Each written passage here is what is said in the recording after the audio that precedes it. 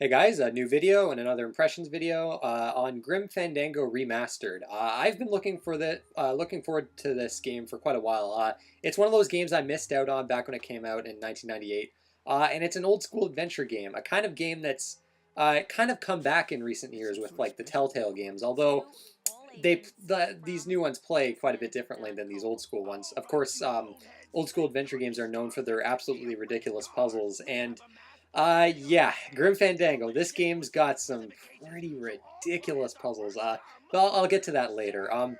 But yeah, overall, I really enjoyed this game. I think it really holds up. Obviously, when it came out, it got glowing reviews.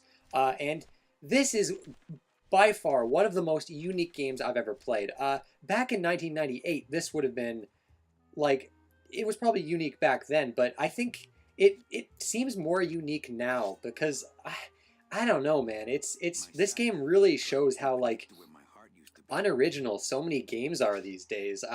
Like this is just it's really unlike anything I've ever played in terms of its setting, its story, and its characters. And I guess I'll talk about that first. Obviously, this is Tim Schafer was the man behind this game back when he was at LucasArts.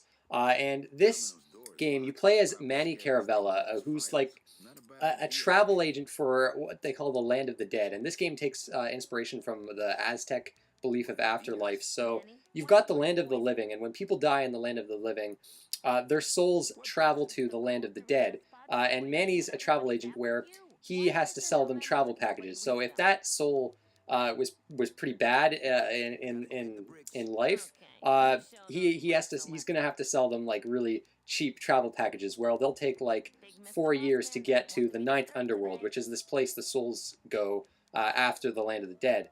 But if that client, I'll call them clients because he gets clients. If that client was a good client and was really good in life, they'll get like a really great travel package and get to the ninth underworld really quick.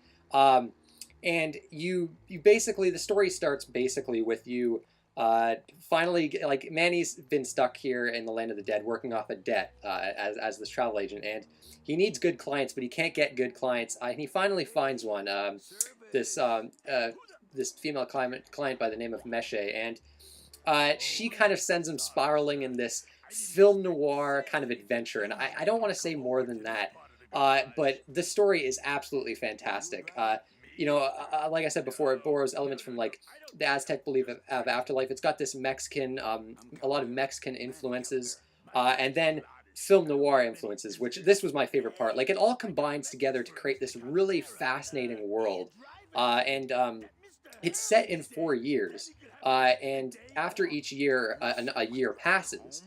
So you get to see these characters grow. And it's really well done. The writing is absolutely fantastic. It's not only funny, it's got a lot of emotional weight to it, and it captures this style of game so well. Like the film noir section is most heavy in year 2, and that was my favorite part of the game. If you love like old school film noir movies, you're gonna absolutely love this fucking game. Like I said before too, it's really funny. It's man, and I guess I'll move into the graphics too because like the art in this game is absolutely amazing. It's unlike anything I've ever seen before, and it's constantly changing too. Like the cities you visit in this game. And it's really gorgeous 2D pre-rendered backgrounds, and then you've got the new character models, which as a part of this remastered version, they did up all the character models, and they look pretty good.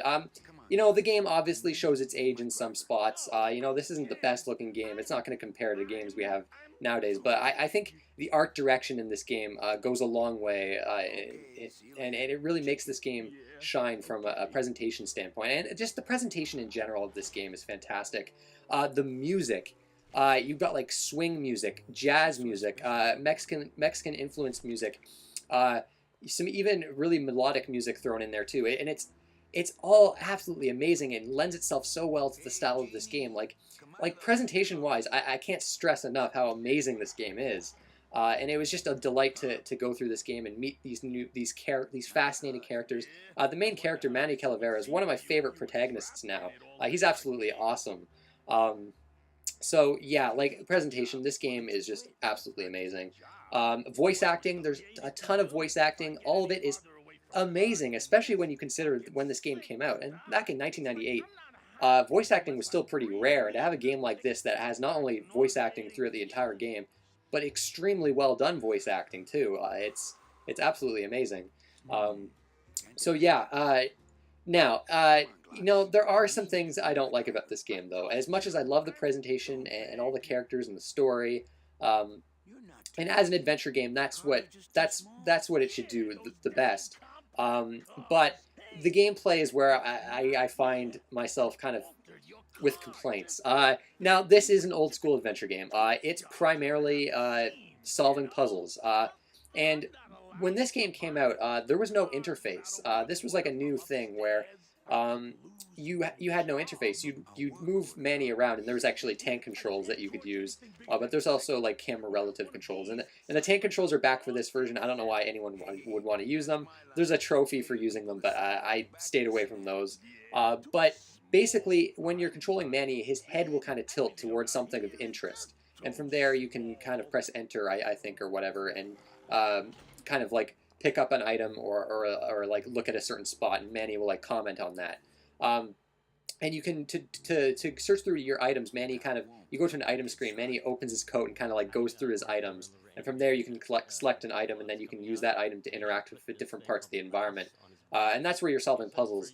But with this remastered version, they've got a point and click interface, which I'm really glad this was in the game. If it wasn't, I would be very frustrated with it, I think, where you can just click on parts of the environment, and they'll be, like, when you hover your mouse over a certain part that can be interacted with, it will, like, change into a different icon. So that was really helpful. You can still really easily miss shit in this game, though. So that's a bit of a problem. There's commentary that was added in this remastered version, where you'll come across different spots, and a commentary icon will pop up in the top left screen, and you can click that if you want. And there'll be like developer commentary for that section of the game. And I listened to every one of these because I fucking loved this feature. It gives you a really cool insight into how the game was made and the production process. And I wish more games would do this. It's really cool.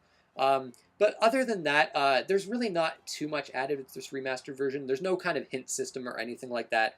There's 16:9 widescreen support, but it stretches out everything, which is a bit of a shame. So I just opted to go with the 4:3 aspect ratio with the borders on the left and right, and that was fine. But yeah, I mean, of course, there's tons of like video options and stuff like that. And this game's on, like, I want to say, what, Vita, PS4, PC, Linux, Mac. I think the Mac and Linux versions are coming out later. I played it on PC personally. But yeah, okay, let's get to the puzzles, which are my least favorite aspect of the game. For the most part, I hated the puzzles. For one, they're insanely strange, and I mean, the logic kind of makes sense when you consider the world you're in, but it's one of those things where pretty much every puzzle in the game, that when I finally did it, and I had to use a walkthrough maybe every 10 minutes through this game. Like, okay, if someone told me they beat this game their first time without any kind of help whatsoever, I wouldn't believe them. I flat out wouldn't believe them. This game is absolutely insane, and it's probably nothing compared to older adventure games. But like I was saying, I used to walk through like every 10 minutes. I got stuck so often in this game. And there were so many puzzles where I looked at the walkthrough to see what you had to do, and I was just like, what the fuck? How? I would never think of that. Like, there's so many puzzles like that where it's just, I'd be like, I would have never figured that out.